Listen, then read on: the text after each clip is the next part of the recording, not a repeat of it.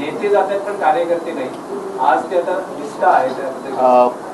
सुजाताताईंनी त्यांच्या भावना नेमक्या शब्दात व्यक्त केलेल्या आहेत आणि ज्या वेळेला त्यांनी त्या शिवसेना सोडतात हे कळलं तेव्हा आम्हाला सगळ्यांना एक धक्का बसला होता, वाईटही वाटलं होतं की एवढी आपली जुनी कार्यकर्ती शिवसेना सोडू का शकते आणि कशी शकते.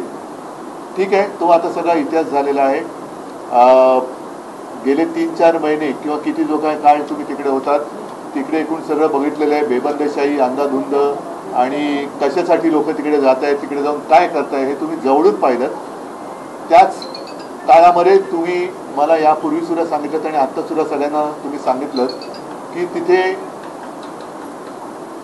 तुम्ही कोणाशी म्हणजे असं काही जुळून घेऊ शकाल असं काय वाटत नव्हतं. एकूण वातावरणच फार विचित्र होतं.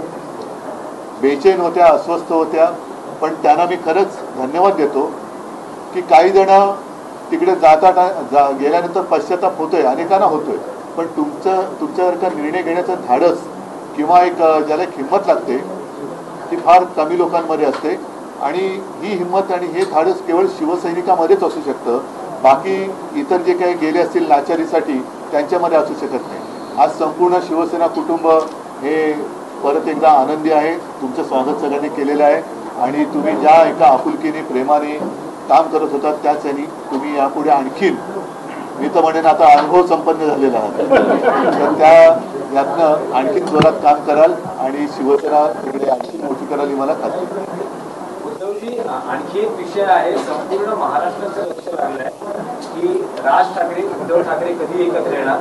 साथ दिली, प्रतिसादही सकारात्मक आहे, पण मनसेतून सांगितलं जातं आहे की युतीचा प्रस्ताव पाठवा. ठीक आहे, बरोबर ना. जे महाराष्ट्राच्या जनतेच्या मनात आहे ते होईल.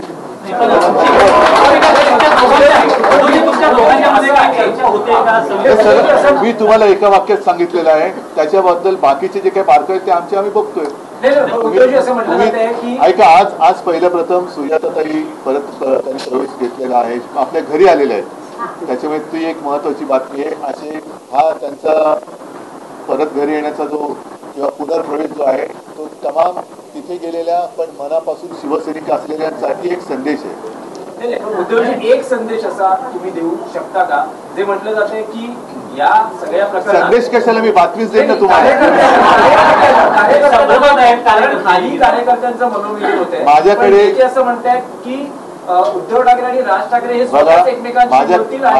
माझ्याकडे शिवसैनिकांच्या मनात कुठेही संभ्रम नाही आणि जे काही त्यांचे सुद्धा सैनिक एकमेकाच्या आमच्या संपर्कात आहेत त्यांच्याही मनात संभ्रम नाही. तर माझं म्हणणं की संदेश वगैरे देण्यापेक्षा आम्ही जी काय बातमी द्यायची ती बातमी देऊ.